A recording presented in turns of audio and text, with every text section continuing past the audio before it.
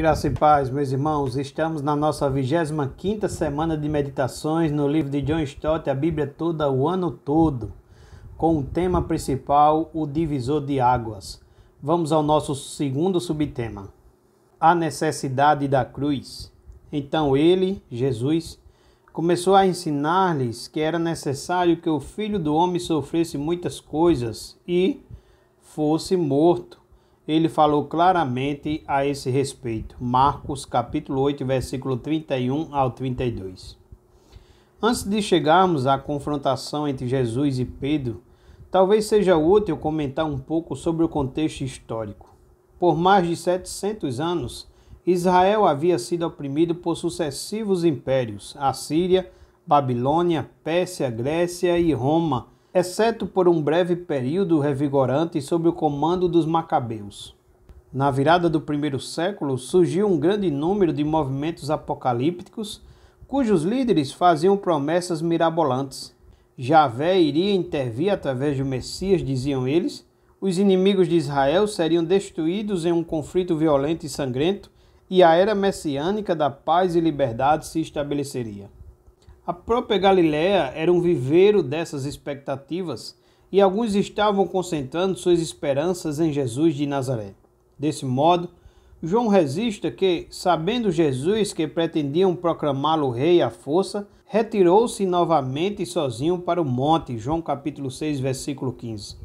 Jesus, contudo, não tinha vindo para ser nenhum tipo de Messias militar. Daí a ordem para que nada dissessem. Agora, no entanto, uma vez que Pedro havia confessado Jesus como Messias, os discípulos deveriam estar prontos para saber sobre os seus sofrimentos. Jesus então começou a ensinar-lhes que era necessário que o Filho do Homem sofresse muitas coisas e fosse morto. Marcos capítulo 8, versículo 31. Além disso, ele falou sobre esse tema de maneira clara e transparente. Não havia necessidade de silêncio. Pedro escutou aterrorizado e depois explodiu. Nunca, Senhor, isso nunca te acontecerá. Mateus capítulo 6, versículo 22. Pedro deveria estar familiarizado com a figura do Filho do Homem, descrita no capítulo 7 de Daniel, que recebeu autoridade, glória e o reino. Daniel capítulo 7, versículo 14.